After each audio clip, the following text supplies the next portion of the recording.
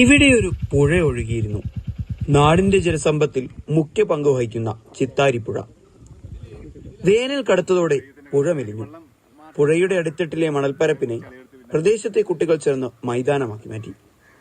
പുഴയോരത്തെ കിണറുകളും കുളങ്ങളും വറ്റി, കൃഷി നശിച്ചു.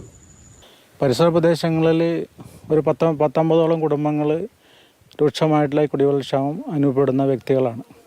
അപ്പോൾ ഇതിനൊരു ശാശ്വതമായ പരിഹാരം എത്രയും പെട്ടെന്ന് ഉണ്ടാവണമെന്നാണ് നാട്ടുകാരായ ഞങ്ങൾക്ക് പറയാനുള്ളത്. വേനൽ മാത്രമല്ല ഈ പ്രതിസന്ധിക്ക് കാരണം.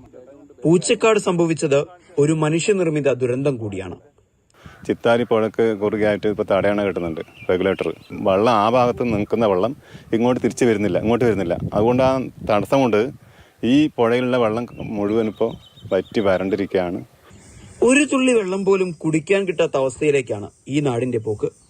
ഞാൻ വന്നിട്ടിപ്പോൾ 10-25 വർഷമായി. ഇതുവരെ എനിക്ക് എൻ്റെ വീട്ടിൽ ഇങ്ങനത്തെ ഒരു പ്രശ്നം ഉണ്ടായിട്ടില്ല.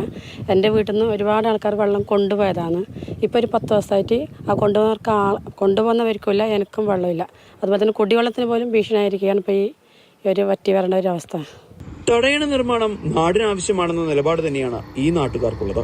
എന്നാൽ ജലദൗർബല്യം പരിഹരിക്കാൻ ചില ബദൽ മാർഗങ്ങളും ഇവർ നിർദ്ദേശിക്കുന്നുണ്ട്. കുട്ടനാടൊക്കെ മട വീണ് കഴിഞ്ഞാൽ ഈ വലിയ മോട്ടോർ ഉപയോഗിച്ചിട്ട് വെള്ളം അടിച്ച് വറ്റിക്കുന്ന പോലെ നമുക്ക് ഇവിടുന്ന് ഈ പുഴയുടെ ഇപ്പോൾ ബണ്ട് നിർമ്മിച്ചതിൻ്റെ പടിഞ്ഞാറ് ഭാഗത്ത് നിന്ന് ഈ ബണ്ടിൻ്റെ കിഴക്ക് ഭാഗത്തേക്ക് വെള്ളം അടിച്ച് കണ്ടിന്യൂസ് തുടർച്ചയായി മോട്ടോർ ഉപയോഗിച്ച് വെള്ളം അടിക്കുകയാണെങ്കിൽ നമുക്ക് ഈ പുഴയിലേക്ക് ജീവൻ നിലനിർത്താൻ കഴിയും.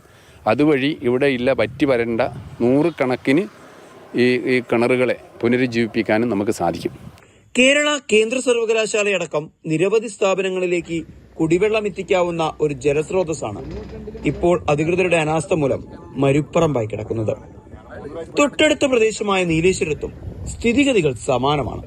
അവിടെ ദേശീയപാത വികസനത്തിനായി കാര്യങ്കോട് പുഴയാണ് നികത്തിയതെന്ന് മാത്രം.